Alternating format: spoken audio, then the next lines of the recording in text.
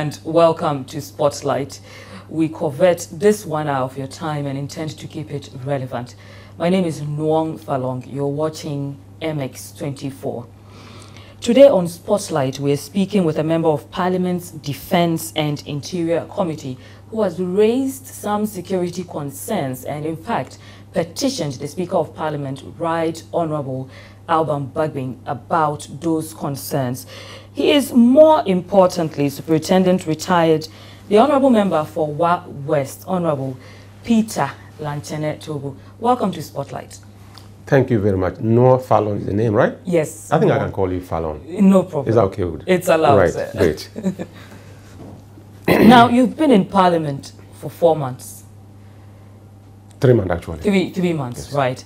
That's not too long, but it's long enough to observe proceedings and figure out exactly the benefit you can contribute to Parliament. In these 4 months, what have been your observations?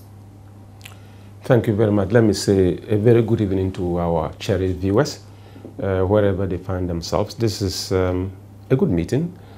You're speaking to a level 100 student of Ghana's Parliament. I think that I'm done with the first. Yes, I'm a fresher. Yeah. I'm done with the first semester. And basically what I did was to stay at the back bench where I belong, be very quiet, observe keenly, learn very fast, and make sure that the service, the parliamentary standing orders is actually what we read morning, evening, afternoon, because that is what guides proceedings in the House. So we need to master that. So basically, I have been observing, and I think it's good. We are learning so fast. It's good to know. It's good to know that you're observing and learning, because seasoned members of Parliament often complain about the high attrition rate, which they think somehow affects the pace of Parliament and people's ability to contribute strongly to Parliament. Because they think when old members of Parliament leave, they leave with a lot of knowledge. On your part, you have been learning a lot. Is there more that can be put in to ensure that new members of Parliament, who we seem to have a lot of in the 8th Parliament, quickly come abreast with the orders of the Parliament? Thank you very much. With my background as a trainer, I want to believe that going forward, Parliament should have a program for freshers, not just the induction. We've gone through induction, that is good enough. But I think that we just have to have a structured program to let freshers get a clear understanding of parliamentary proceedings or procedure, and probably find a way to let them put in practice what they can do right from the onset. And I think that even in the chamber, we should have a system that allows freshers to blend very quickly.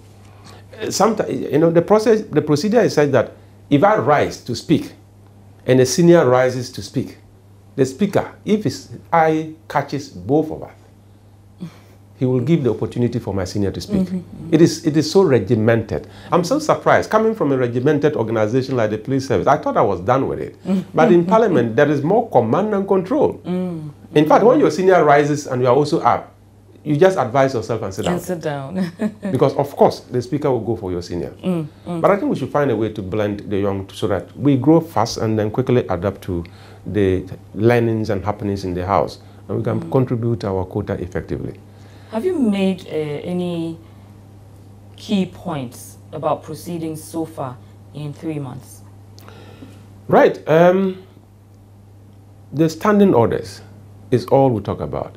If you rise to speak, probably if somebody is on the floor and you rise on the point of order, the speaker simply asks, which order? Order what? Then you mention the order. He says, okay, read it. Read it loud. And sometimes you read to your own hearing and realize that, in fact, you're absolutely wrong. And when you finish reading, he asks you, are you sure this is the order you want to come under? Then finally, you just quickly be quiet, go quiet, silent, and sit down. Because the order you are reading actually will not give you the opportunity to intervene or stand up to speak. So you read it yourself, get it that you are wrong, and then you sit up, you sit back. If you read and you are right, then you are given the opportunity. And if there is a controversy, the speaker will rule. his ruling is final. You don't challenge it. Yes. And you need to have all these things at the tip of your... Yes, so it takes time. It takes time and it takes practice. I remember Does it one affect day, the confidence of new MPs?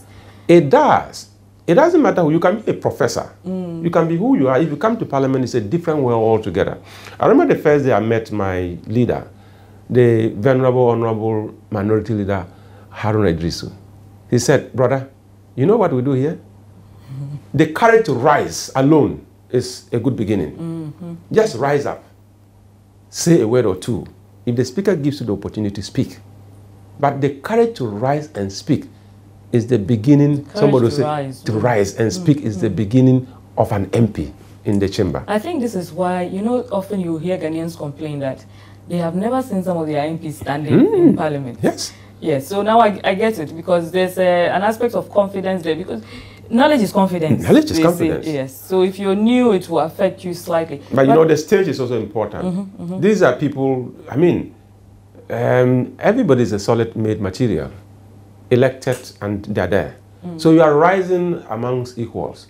These are not students that you are rising to speak to, or these are not just some other people. Equals and superiors. Equals and superiors.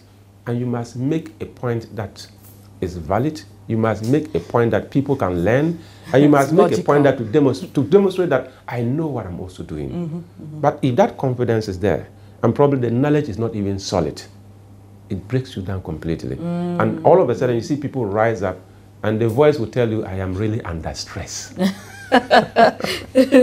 Now, one of the interesting things that occurred in the 8th Parliament was during the election of the Speaker of Parliament, where we observed quite some amount of chaos, which we haven't seen much of in Parliament. Is that even right? Yes.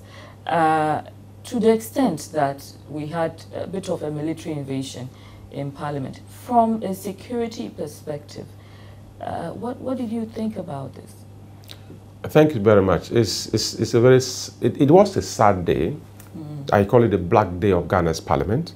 But where I came from, I wasn't surprised. Because, you know, God is funny. You look at the composition of the 8th Parliament. 137 for NDC, 137 for MPP. Right? Surprisingly, if you get to the female MPs, 20 for NDC, 20 for MPP. There is some divinity in there. Yes. And I saw it coming because during the elections, it was so strange that in elections we could have people shot and killed. That was not acceptable. We started this democracy in 1992. I mean, people beat each other, macho men here and there, chasing people here and there, and gradually this kind of violence grew. We are shooting guns at police stations. It grew. And gradually in 2020 elections, people are shot dead. There's been some sporadic incidences since 1992. Yes. So if you keep track, you realize that, in fact, it is on an exponential rise. And 2020, feeding back on the Ayawaso West Wagon by-election, you realize that 2020 election should be the cap for us. If we go, the level of violence that we experienced in the 2020 election, to the point that people die, if we go beyond this cap, I think that we're running into danger. So what happened in Parliament, it was like a divine thing to play out every aspect of the elections in one single scene, right? Violence, it happened. Snatching of ballot and papers, it's happened. Military involvement at the polling station, or what, it happened right in Parliament. So you're saying it was a reenactment of what we saw? All that we saw in the 2020 election. It all played out. A bit of chaos, a bit of invasion. But it played out in the eyes of the people's representatives. And all some of us were surprised. Military in the chamber? What for? And at that time, you know, we had no president, right? In fact, at that time, we had no democracy. There was no president, there was no MP. We were now coming to elect the speaker. It was a fragile moment. Yes, we were coming to elect the speaker, and the speaker will lead to the inauguration of the president. So that vacuum was a very dangerous vacuum for a democracy. And it was not a vacuum that you expect to see a soldier or even any uniform man around. And that is how come you realize that all the 137 NDC MPs, we rose against all odds to the middle of the chamber, and we started shouting, singing revolutionary songs. Say, don't send us back into the dark days. We can't go there. We love this democracy. And this is what we promised to do. But some of them contributed to the disturbances within Parliament. No, it was, you see, it was a simple law that parliamentarians decided that we will not respect the law. I mean, meanwhile, you are elected to come and enact law. Yes. And you can't respect the simple law that says, yes, lawmakers are fighting the law. That is very strange. The law says, look, electing the speaker, balloting must be secret. Secret ballot is what is required. And somebody says, no, we can't do it secret. I said, then why is the law backing your position? And there is no law backing your position. The law says it must be secret. And it was so difficult for people to do it in secret because the fear was... There was a fear of losing out. And there was a fear of losing out. You Every don't know. side was afraid. But that's the beauty of democracy. The Constitution provides that to ensure people's interests, people's choices are really the choices that they want to make. Nobody should influence them. And if you want to even influence elections, it shouldn't be in Parliament, the highest level. It shouldn't be. People should have the confidence in the system to elect who they want. And that is exactly what happened. So gradually, all the things you saw on that day, that finally, we can define as an embarrassment to the legislature, was fighting to ensure that the law works. And finally, the law did. And when the law worked, we are back to peace. Right Honorable A.S.K. Bagwin was elected as Speaker of Parliament. How can we make sure that we don't have to witness another such event in Parliament? I think that my seniors in Parliament, I've seen a move. They're making a move to ensure that we investigate that incident and make efforts to put in measures that will prevent future occurrence. I mean, normally in practice, we should be learning from best practices and not bad practices. That was not a practice that we should learn from. But it's a practice that should motivate us to prevent it from happening again. And I'm sure we are up to the task. You mentioned 40 women in Parliament. Yeah. Is that adequate for female representation?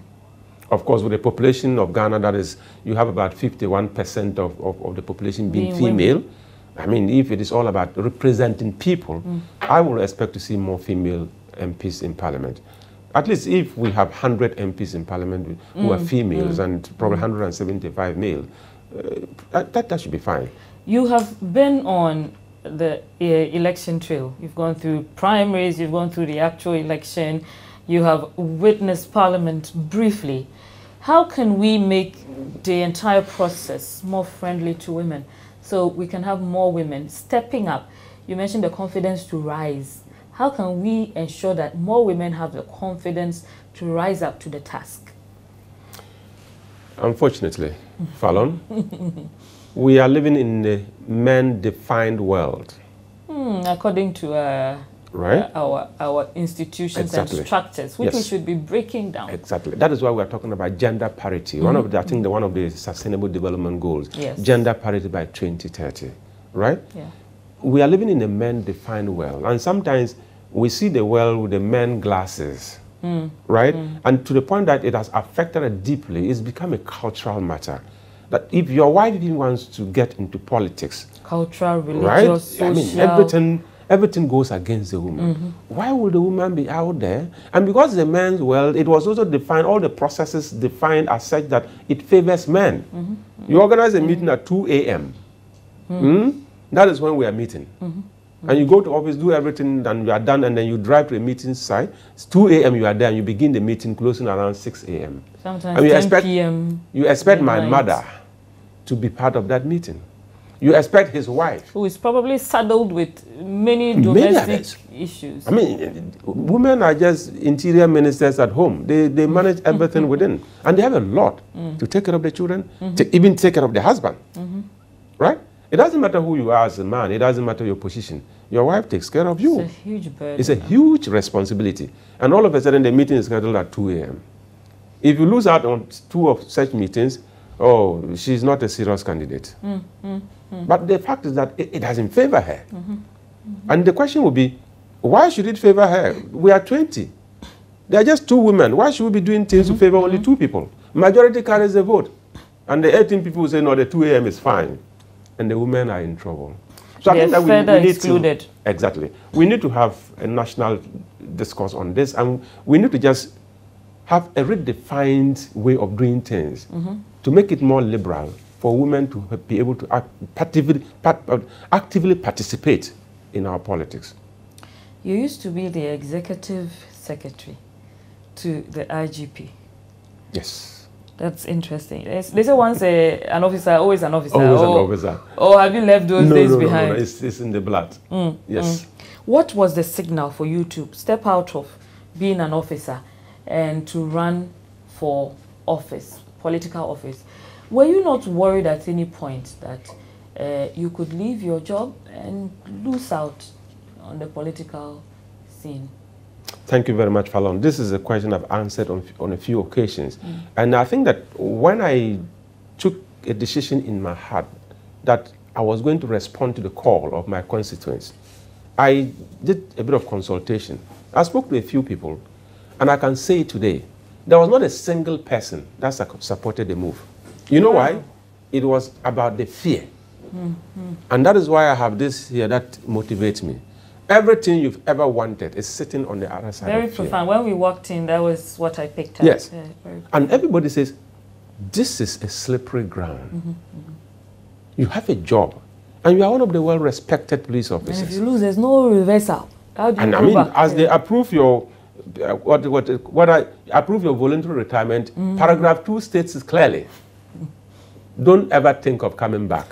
This is a one-way traffic. If you go, you go. If you don't, come back. And this other side you are going, there's no guarantee. There's no certainty. Why will you? I mean, one of the commissioners actually called me to his office and said, I hear that you want to do something. Peter, why are you getting into this game of uncertainty? That was the word he used. I smiled and said, really, I'm not into that game yet. From 2010, constituents have been calling on me to come home. But you know there's a saying that fear voters. Some will call you, yes, but how sure are you those people calling you even vote for you? You know what is interesting in this world? If you are a very honest person, you attract honesty from others. If you are a very honest person, you attract honesty from... Many of those who were calling me to come home, they were calling me because they felt that I was an honest person, and they were doing it honestly. So I believed in them. So when I stepped out... Is there an honest politician? Well, if there is none, let me be the one. Okay. To be the honest one. I see. Because I believe that without honesty, we don't even have a way of thinking of development. If there is no honest politician, democracy is useless. If there is no honest politician, we need to imbibe honesty into our politics, or else we are going nowhere. If you are talking to me and you are not honest, because of my background, I know. Right. Were you NDC the whole time you were with the IGP? I was really not partisan. Is that possible? No, yeah, it was. I was really not partisan. And I think that people got surprised because if you looked at the way I contributed to Ghana's development, and if you listen to me, you'll be tempted to think that I was MPP. But I wasn't. I was just a Ghanaian who believes passionately about what is right and what is wrong. Whether it was President John Dramani Mahama who did the right thing, I would say it. Whether it's President Nana Akufo-Addo who does the right thing, I will say it. And if President Nana Akufo does the wrong thing, I will also say it. But at the point of saying that what President Nana Akufo-Addo is doing is wrong, somebody from the other side said, this is an NDC guy. If I say President Mahama didn't do well here, they say, oh, this is an MPP guy. Journalists experience that every day. Exactly. So in fact, I was a very balanced person. I responded to a higher call. Are you still balanced now, or do you are more... I belong to a political party, okay, the National Democratic Congress, that has a philosophy. We have a constitution, so we believe in that. And that is where I go. So you responded to a higher call? A higher call by my constituents. Those who fed me to grow up. Those who bought sandals for me to wear and go to school. People who threw their second-hand clothes in my house for me to dress up and also go out and look like a young man. You were raised by the community. Exactly. And the same community comes back to say, you've gone into the world with all your international experience, your security background. I think that your elder brother, Honorable Joseph Ilechre, has been in this game for long. From 1983, when you were just a little child. Today, he's done his best. We need fresh energy. and we scanned the system. I was coming to that. And you went in and you overthrew Ilechere at the primaries. Yeah, we scanned the system and we felt that you should come home to come and help.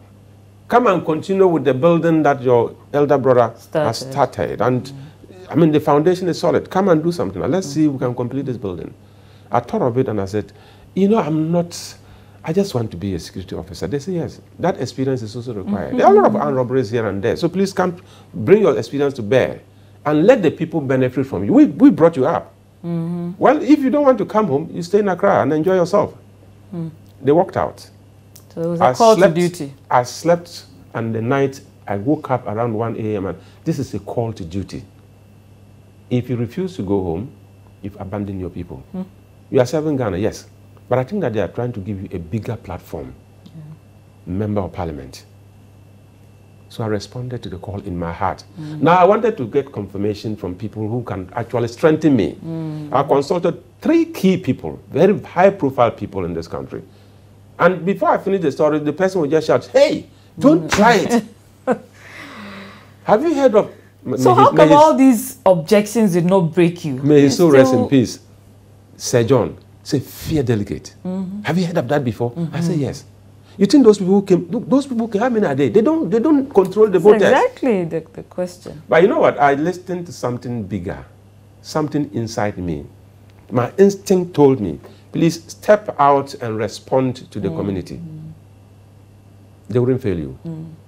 So I listened to myself and I decided that, okay, if nobody is supporting me, let me be the only one who believes in this direction. Let me go. So the call of the community for you was like the voice of God? It was like the voice of God. And I said, if God fails, that is fine, but I've never heard it before. God doesn't fail. He's not a man that he can change his mind. Neither is he a son of man that he can decide to say, oh, this I said yesterday and today I'm saying a different thing. No. What is yes is yes. I will go. I heard it loud from my heart and I decided to step out. And when I stepped out, people wept. Oh, police officers, some people were disappointed. A lot of police officers that I've served from my heart. And they know me. I'm a very passionate person. I just hate to see a constable who is being bullied by a senior officer. I hate to see a sergeant who is being bullied by a chief inspector. No, you don't have to bully the person. You are supposed to provide leadership. And sometimes what annoys me, you who is bullying the younger officer, if you are given the opportunity to perform that duty, you can't even do it. And when the younger officer makes a mistake, you hit it with a sledgehammer. Right? Killing a fly with a sledgehammer. You don't provide a learning environment. And many of the young officers used to like me because I will fight for them. Fighting for them to allow them to grow and learn and become professional. And gradually you, the senior officer, you can relax. Because if you have a 20 very professional police officers around you, you really become the commander. Your job is lessened. Exactly. Your command and control becomes very easy.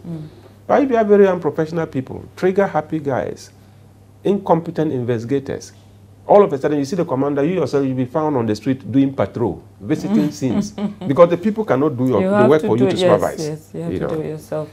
Honorable, after the disappointment, the tears, the lamentation, did they support you, your fellow officers? Support me in the political arena? No, they actually abandoned me because this is, in fact, it was somebody getting into uncharted waters who would want to go with me. And I think many of the officers who loved me, all they did was to go into their rooms, lock the door and start praying to God. Oh my God, help this young man.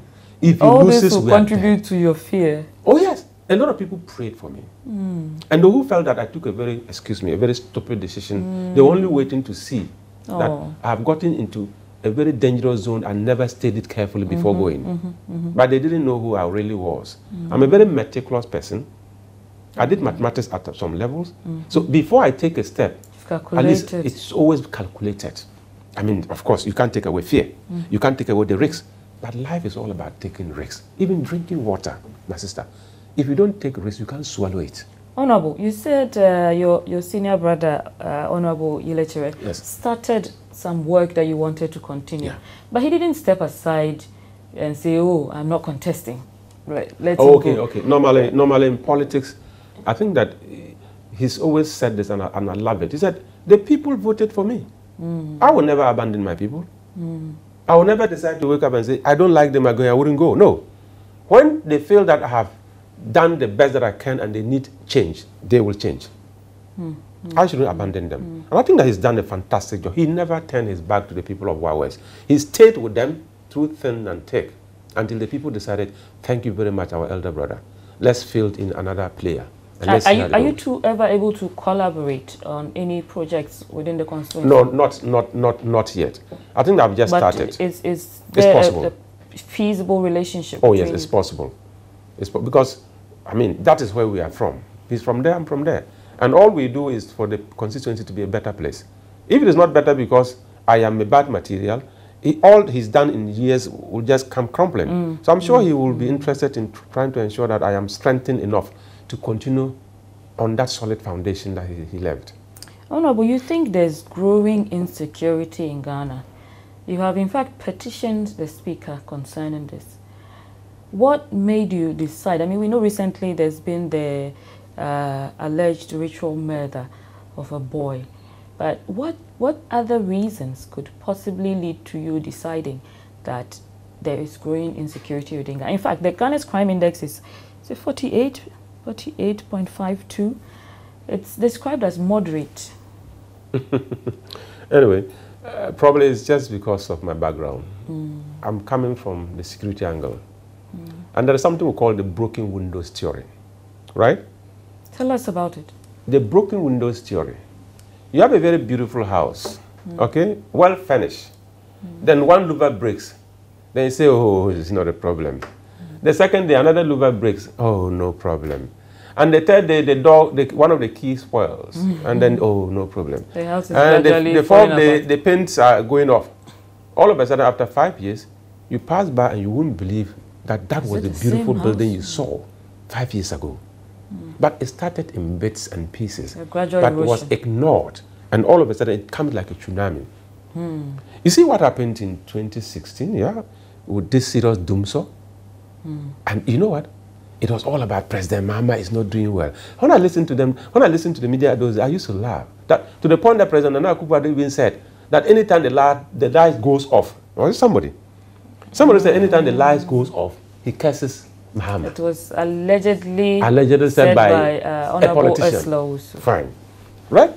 Anytime the light goes off. And I said, really? You know what happened? From 1965, 66, many of these cables were laid. They had grown old. They need to be changed. We haven't done anything about it. And all of a sudden, the system collapses. At the time that somebody is the president, you bear the brunt. Right? Understandably, because you're in charge. Oh, yes, you're in charge. In the same way, today, in 2 months, from January to February 2021, the first 2 months of the year, road crashes killed 517 Ghanaians. I don't know what pandemic can take that number of lives in Ghana. Road crashes. But we are very silent. And I wrote to the Speaker and I said, Mr. Speaker, I don't know whether the Ghanaian life is of less worth. Is a Ghanaian life of less worth? Are we less human beings? That people die like that, and I don't see the exigency in the system. I don't see the burning sensation in the blood of Ghanaians to rise and say, we can't be dying like this. I don't see it. And all of a sudden, I think that it's good. As from my background as a security person, one thing that happens, you can use it to extrapolate, and you begin to understand the bigger picture. If you look at what happens in Kaswa, oh, murder is normal in every society, right? Bad investigation is normal in every society. Children murdering another child. And today, we have very young people who have also murdered another young person. That is the tip of the iceberg. You know what? Every human being is a potential criminal. Indeed. The day you'll be caught, that is the day you say, oh, I have never. This is my first time. This is my first time. There's always a first time. And the first time, the fact that it's your first time, there's no excuse. It's a crime. And we're such a religious society. Surprising. That is an angle I wouldn't like you to introduce today. It annoys me. It annoys me that we are so religious. Most Ghanaians are, you know, the either mosques very on Islamic Friday or very full to Christian. capacity. On the Sunday, churches on Sunday full to capacity. And when we get out into the secular world, we have nothing to show that the Quran or the Bible has an impact on our lives. You know, in the UN, they used to call him the impact man. Whatever you tell me, I want to do this, I want to do this, I want to do that. I say, okay, what is the impact on the organization? All the laws that we pass in Parliament, all the decisions that we'll be making, the question I'll be asking, what will be the impact on national development? Do we have a vision as a country? If we do have a vision, all the things that we structure to do, cumulatively, what will be the impact? If the impact is zero, it's better we didn't start at all. You know what? You can be busy doing so many things and sweating and be telling people that, look, we are working very hard. I'll ask you, what will be the final impact? If the impact is zero, I'll tell you you've wasted your energy and time. And you'll be angry with me. You'll be angry with me because, in actual fact, you were working very hard to support Ghana. But you never analyze to ask yourself, what will be the impact of my action? That is a problem of this country. We go implementing projects without thinking about impact. At the end of the day, the impact actually becomes negative. And that is how for 64 years, if you read the write-up, for 64 years, our collective actions, our collective thoughts are what defines who we are today as the new Ghana, as we find it. If we are not happy, don't go blaming anybody. It is us, you and I. If I'm hearing you correctly, you want some urgency injected into our efforts towards mitigating crime. I want a collective approach to mitigating crime. Collective approach because without security, all our policies will fall flat. Without security, we can't have development. Excuse me, who will want to come and invest $1 billion in this economy when he's not sure that he can drive his car from Sefi to Bogosu and to Kumasi and come and sleep in Accra peacefully? You're not sure of that. That probably somebody will just cross you on the road and shoot you to death. And that is the end of it. Oh no, but this collective approach, how do we do it? We have begun. This is the beginning. I'm talking and you are talking. And we are beginning to see that, oh, when you see crime, it is not just a single crime. It might be a chain. It might be an organized one. It might have some tentacles. Linkages. Exactly. And that is why if you look at the recommendations that I made, there are some serious recommendations that has far-reaching effects. Technology leverages, we can leverage on technology to develop. You mentioned smart policing. Smart policing. Smart policing, just three things put together. The police, academia, and technology. Haven't we been doing that already? I mean, probably. We've been using technology, I think, since 2013. What's different about this recommendation? We began. We haven't gone anywhere. As we speak, we should be able to have some smart suburbs. I wouldn't say a smart city, but we can have smart suburbs. All right? You can have Osu as a smart suburb of Accra. That you put about 4 or 5 police officers in the whole of the Osu area, and that is enough. Because the whole place is connected, artificial intelligence, cameras here and there. There is a control room, and there is a standby reaction, rapid response team to take care of the Osu and its security-related challenges. Right? And you go in there, you will not find any police officer walking around. You will not find the police officer standing in front of the bank with an AK-47 that can go off anytime, probably even harming the police officer himself or harming people in the banking hall. But the fact is that the place is well connected and is very secured. And we can, save some number of officers and push them to rural areas that the physical presence of the police officer is required. If you go to Wild West, for instance, I'm sure you cannot be. I heard one of the DCs once said he was going to put cameras on all the streets. Streets that will not have lights. You put the camera in the bush in the night. How will that function? I don't know what technology he was using. But if we're able to do these smart suburbs, right, we'll free a lot of energy and a lot of personnel, transfer them to areas that physical presence of the police is required. That is why we introduced this police visibility in 2013, 2014. And I think that at the point of introduction, people were excited about it. And we intended it to grow.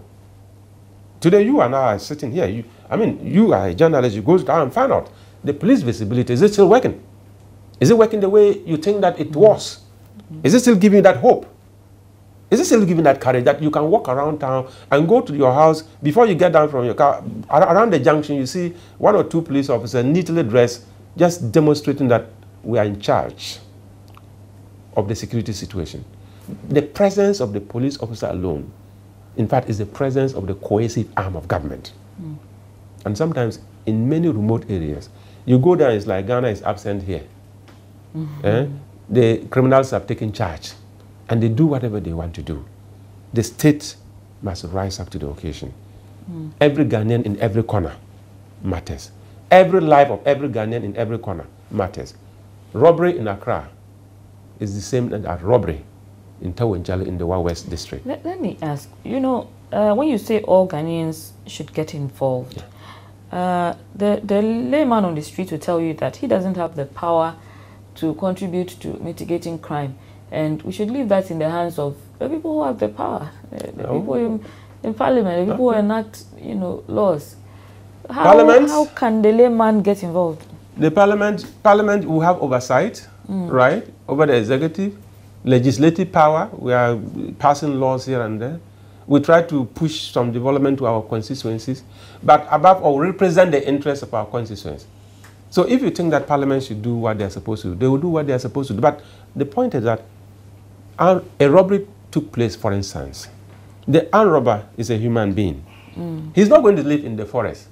Straight away, he goes into a house. People know that at the time that he's coming home, 3 a.m., 4 a.m., with a lot of things in his car, this cannot be normal. Will you draw the attention of the police that I suspect something is happening here, right? Draw the attention of the police. They will use what we call intel-led policing, intelligence-led policing, gather enough intelligence, and all of a sudden, one day, they'll pick this guy up, and all of a sudden, robberies around that area will just cease because one person has been arrested. But you see it and you go and tell people, hey, let me speak to you a little. Hey,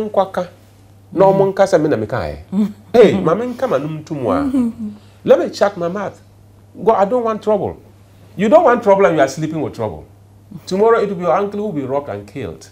And that's the time you start crying. But you could have reported this and probably it would have been nipped in the bud. Let's all be responsible citizens. And as the president said in his 2017 inaugural address, and not spectators. Citizens and not spectators. Exactly. That's one of my favorite lines, in fact.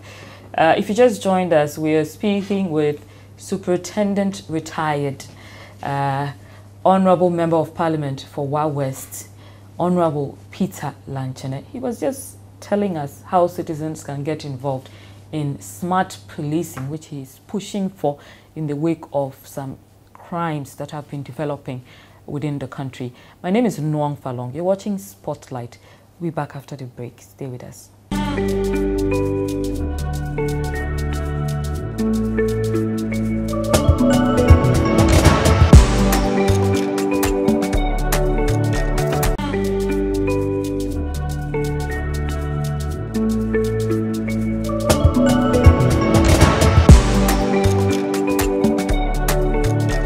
Welcome back to Spotlight. My name is Nwang Falong. Thank you for staying with us. We are still asking questions surrounding general security within the country, focusing presently on Honorable Peter Lanchene, Member of Parliament for Wa West, and he petitioned the Speaker of Parliament, Right Honorable Alban Bagbin, about growing security concerns within the country. Honorable, this petition and these recommendations you have made, should they be implemented, what will be, you spoke a lot about impact, and you always asking your colleagues the impact of every action. What will be the impact of these recommendations on general security within the country? Thank you very much. I think I gave just 4 recommendations. The first one is, you know, the Ghana Police Service established what we call the Formed Police Unit. In fact, we transformed the ACS, which was the Armored Car Squadron, into a Formed Police Unit. It is a global requirement. The United Nations felt that between hard power and soft power, there should be something in the middle. Between the individual police officer and the soldier, there should be something in the middle. And to create that something in the middle, it is not hard, it is not soft, right? That is the Formed Police Unit. They are armed, they deal with crowds, they deal with criminals, they are well trained, they act in concert, they are a team. That is what we say formed. One Formed Police Unit can be about 140 officers, okay, with their commander. It is self-contained. So if you drop one Formed Police Unit in the Kaswa area, it's like a full operation. They feed themselves, they set up their camp, and they stay in there for 3-4 months. I'm sure you're going to see an impact straight away. Presence will be established. Intel will be gathered. Operational strategies will be designed. And anytime they step out there, you begin to see that the power of the state, the coercive power of the state, is felt within that area. So I recommended one form police unit for the Kaswa area, one for Wa West constituency, one for Sisala East constituency, and one for Boko West constituency, because of what is happening. The Boko West MP has complained. Honorable Cletus Aboka, a former Minister for Interior, he's complained bitterly about the rising rate of robbery in his area. And I have similar complaints. So that whole chain should be taken care of. I also recommended smart policing. Smart policing is basically putting together two things or three things. The police themselves working in concert with academia, leveraging on technology. Police is a science. Is traditional policing just about going out there to show presence and then become reactive? Is no longer what is required. I'm sure that all the time we talk about intel-led policing. You can't police with intelligence if the science is not correct. You must have the science correct. You must have your research correct. And that is why the Research Directorate of the Ghana Police Service Foreign Science is one of the important directorates that should be taken good care of. Without research, how do you inform policy? It is research that will inform policy, and policy will inform procedure, procedure will inform practice. And practice, all of a sudden you see, when you begin to see that the practice is correct, you say, oh, the police are doing well. The immigration officers are doing well. The fire service officers are doing well. The soldiers are doing well, because what you see is the practice aspect, but you don't see the procedure. You don't see the policy. So if the practice is wrong, know that it probably has a problem with policy. And probably the research that informed the policy was hurriedly done or probably was not well done. Scientific-based policing. I also talked about smart cities, right? Or smart suburbs. To be able to free enough personnel, relocate people to where they are really required. You have in an environment where you probably have 1,000 police officers, right? With 1,000 police officers, you can actually reduce that number to 200 police officers, buttressed with technology, and you can release the 800. What kind of technology is this, and how they implement it? We're talking about artificial intelligence. What does the police do? Gather intelligence and design strategies to react. So if artificial intelligence can generate enough intelligence for us, you can reduce the human factor. And you can reduce the human factor. Some police people will say you are taking their job from them. No. Okay. Listen, Ghana requires to meet the UN minimum standard of one police officer is to 500 civilians, right? We are still around one police officer is to 800 civilians. The gap is big. I think we need about 60,000 police officers in this country. We are just a little over 30,000. So the gap is big. So we need enough police officers. Technology can fill up technology some of that can gap. fill up the space and free energy for other things. If you create a smart suburb, for instance, as I was saying, if you have 1,000 police officers who are policing a particular jurisdiction, and you add technology, you can reduce that number from 1,000 to 200, buttress with technology, and release that 800 to other areas. So it's all about doing what is right at the right time. You know, the world is beginning to become a bit more complex, and we need to learn very fast and ensure that we leverage on technology as a development tool to be able to make our security agencies function effectively. Oh no, but Wa West has been highlighted a few times in connection with security issues. In fact, last year, before you became Member of Parliament, I think somewhere around November, even the DCE was robbed. Yes. This was serious. You also mentioned that Honorable Cletus Avoka has also highlighted. But within Wa West, how do you intend to bring your background to bear in tackling security issues in the constituency? Thank you so much. One of the things that I'm looking at, right, is to promote community policing. And community policing will conscientize the constituents to become security conscious. We have a huge district like the Wa West district. There are less than 30 police officers for that whole district. With one rickety pickup, I don't even know whether they have a motorbike. And that is all they have from the state. And you know, one of the biggest problems of MPs that I've just observed is that When the state is weak, it creates a huge gap for the MP to fail. And if the MP fails to fail, the MP is deemed incompetent. But the truth of the matter is that the state is not working well. So the problem for Wa West Youth, it's a bit of logistics. It's a bit of logistics. It's even personnel. Why would we have a whole district? That landmass is huge. With just less than 30 police officers, no logistics. We need more. And as I was telling you, if you apply smart policing, you can free a lot of hands in technological-driven areas, relocate them to places that their physical presence is required.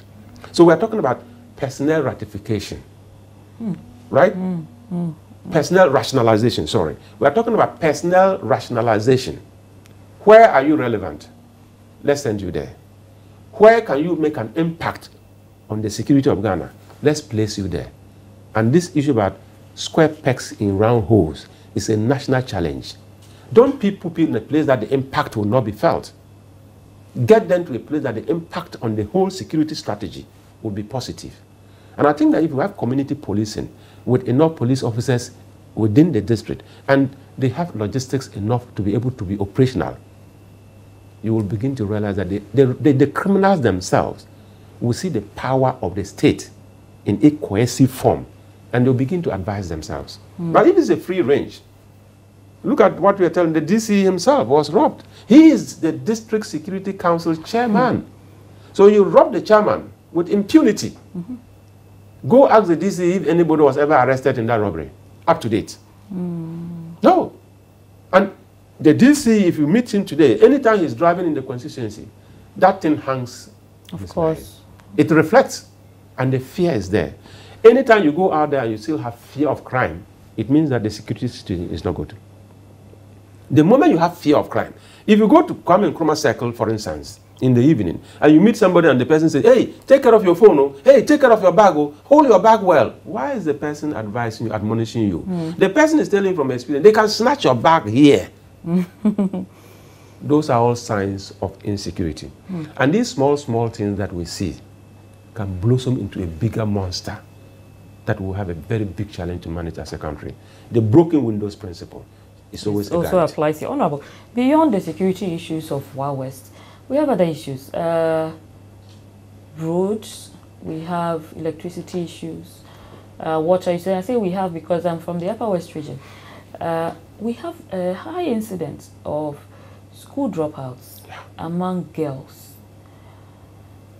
What is the solution that, you know, of course you cannot be the absolute solution, but contributions that can ensure that Peter Lanchene Menanwa, our MP, Onangere, this was what happened, and this is what he contributed to some of the issues within the constituency. Thank you so much. When I went to Wa West, what I did was to scan the environment. I scanned, I analyzed, I drew conclusions, and I arrived at something I described very simple. JJ Screw H. JJ Screw H was the thing I used in my campaign. J is for jobs. The next J is all about justice because of my background. If you are going to the police station, why should you be afraid? If you have a right to go to the police station, please go to the police station. The police are your friends. They are not supposed to be your enemy. If somebody is trying to give you trouble, please report to the police. The courts are available for us. The S there is everything to do with school. Today you go to the constituency and you see a lot of classrooms without tables and chairs. From 2016 to 2020 in Wa West District, I have never heard of any story that government has procured and supplied 20 pieces of even double-deck chair for classrooms. Nothing. And today, children are on the floor, as if we began in 1957 again. Somebody says, are we going or are we coming? And you get to the schools, the dilapidated nature of many of the buildings is quite a demotivation for the teachers. You have a young national service person who has just completed national service and is being posted as a first teacher, right? Born and bred in Achimota, schooled in Nkoko, and all of a sudden he has been sent to Daplagon within the Wa West district. He arrives there and they say, no, in fact, it is actually Daplagon, but the school you are going is somewhere around Dakore. Then you arrive in Dakore, a very typical village. And when you see the school building itself, it tells you you are really somewhere in the world. The building itself is so demotivating. It's almost collapsing on the children. And you get inside and there is no table, there's no chair. The children are already on the floor waiting for the teacher to come and clean the sun and design the sun for them to write ABCD. And all of a sudden you see the teacher, you look into the face and it tells you, I am totally out of here. The person comes back to Accra, move all the mountains and move all the networks, and all of a sudden another signal pops up. You have been retransferred from the Plagon back to Dodowa. That is the power. And you think, why don't you want to serve in the rural areas? Does the state care? Does the state care about the rural areas? If the state cares, I'm a responsible Ghanaian. I will also be committed. But I've gone there and realized that the state doesn't really care. The state is not even present. There's no sign to show that government is really interested in anything here. Why should I come and be sacrificing for something that the whole Ghana is not even thinking of? Even simple network problems. Network. You know, it's just a whole lot of. Can you imagine that in this right in this age, after your university or probably your college degree, and you are sent to a village, do you know that if there is network, and you are even living in a thatched house, you have internet and with your laptop, in that typical village, and there's electricity, there is clean drinking water, I am telling you, nobody will be frustrated. You are on Twitter while you are in the village. Yeah. You are on Facebook while you are in the village. You can do research. You can still even you can do your masters. You can do an online program sitting in the village. Somebody will come and see you in the village and say, well, why are you here? And you say, why shouldn't I be here? Because there is nothing new. Yeah. There is nothing in Accra that is not here. Your life is not disrupted by, moving there is nothing to the village. In the city that is not here. Electricity we have. Clean drinking water we have. Right? Internet is working right. Yes, everything is fine. Everything is fine. Okay, my road is probably not asphalted. Maybe not even tarred. Right? Maybe it is not even a good one. But apart from that, I'm good to go. That is where we should be moving towards as a nation. Let's redirect our attention to rural development, or else we will continue to suffer from rural-urban migration, and there will be population explosion in many of the cities. That is why we are beginning to have villages developing in cities. Have you realized that? Within the city, you have a lot of villages inside the city. Because a lot of people from the villages we have moved the village into the city. We can't stay in the village. So we are moving the village inside the city. So we have villages in cities. Honorable, beyond these issues, there are issues within the party that you have joined forces with, the National Democratic Congress. Okay. Recently, they've been grappling with so-called internal dissatisfaction. Are you in the camp that is internally dissatisfied with leadership? Thank you so much. I think let me use a police example to give you an answer. When a policeman gives you double slap, double silencer behind you, it doesn't matter how composed you are. You are likely to slap the next person in front of you thinking that he is the fault. But when you stabilize, you probably go back to apologize and say, the slap came and I didn't know who it was. Reflex action. But if you look at what happened, everybody within the NDC knew that 2020 was for the NDC. Everybody knew that we were winning hands down. Right. You mean winning? Whatever happened, winning the elections. Okay. Whatever happened and we lost the elections, people are bitter. People are disappointed. People are angry. And somebody will say, a hungry man is an angry man. Having campaigned with all our hearts and might and believing that it was us, when you lose it, it takes time to stabilize. But I'm telling you, let nobody deceive you that there are problems in the NDC. And for that matter, the NDC is not the solid party that you know. For me, I told people, the post-Rawlings NDC will have to shake to re-establish its authority, to let the world know that NDC will never be like the CPP. So you think these are like fallouts from the election still being felt? Oh yes, the shocks are still being felt.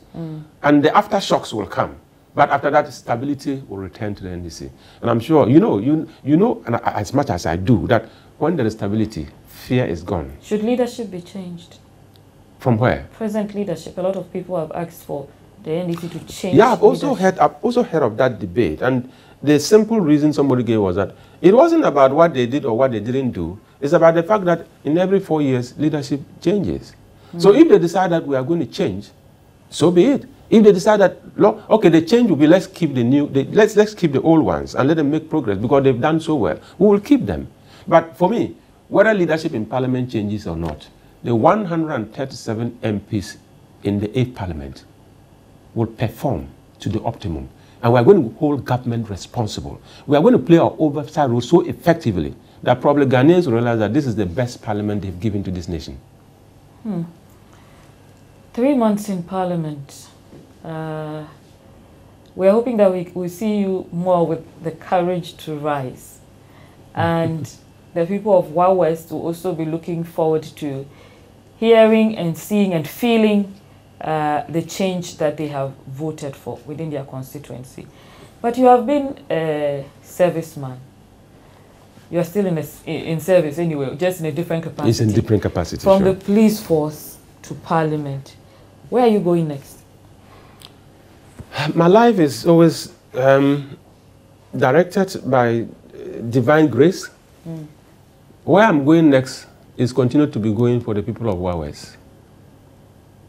Until God decides that probably you can go on pension and go and sell some ice water or sit in your village and rest and do something else. Or probably, you know, with my background, you never, have you heard of the Honorable His Excellency Ibn Chambers? Yes. He was an MP, right?